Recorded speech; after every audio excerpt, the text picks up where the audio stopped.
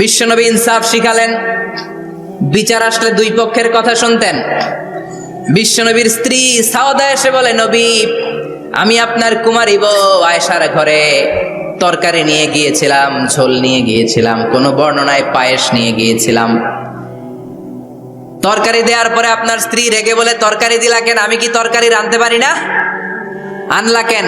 রাগের চোটে তরকারির ঝোল নিয়ে পায়েস নিয়ে আমার গালের মধ্যে মাখিয়ে দিয়েছে আপনার বউ। আপনি তো শ্রেষ্ঠ বিচারক, ও নবী বিচার করে দেন। দুই বউয়ের মধ্যে ঝগড়া আছে না নাই? বিশ্বনবী সাউদার কথা শুনলেন, মা আয়েশাকে ডেকে পাঠালেন। মা আয়েশারে বললেন, ও আয়েশা, আসলে এমনটা করেছো নাকি? মা আয়েশা বলে, নবী, তখন আমার মেজাজটা বড্ড গরম ছিল, রাগের মাথায় ঝোল নিয়ে আমি সাউদার মুখে লাগিয়ে দিয়েছি, আসলে কাজটা ঠিক হয় নাই, আমারে ক্ষমা করেন। বিশ্বনবী দুইজনের কথা শুনে ঠান্ডা হয়ে বসলেন। সুবহানাল্লাহ। একজনের কথা শুনে রায় দেয় নাই, ঠিক কি না? দুইজনের কথা শুনে বিশ্বনবী বললেন, আমার আদালতের রায় হচ্ছে কিসাস, টিট ফর ট্যাট।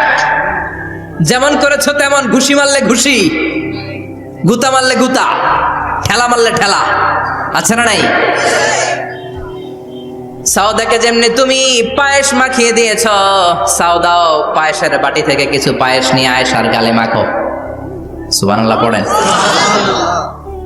সাউদাও বিশ্বনবীর রায় অনুযায়ী বাটি থেকে পায়েসের ঝোল নিয়ে মা আয়েশার গালের মধ্যে মেখে দিলেন। মা আয়েশা কি আর করবেন, হেসে দিলেন। সাইয়েদাতুনা সাউদাও হাসলেন, বিশ্বনবীও হাসলেন। আরশের উপর থেকে খুশি হয়ে গেল কে?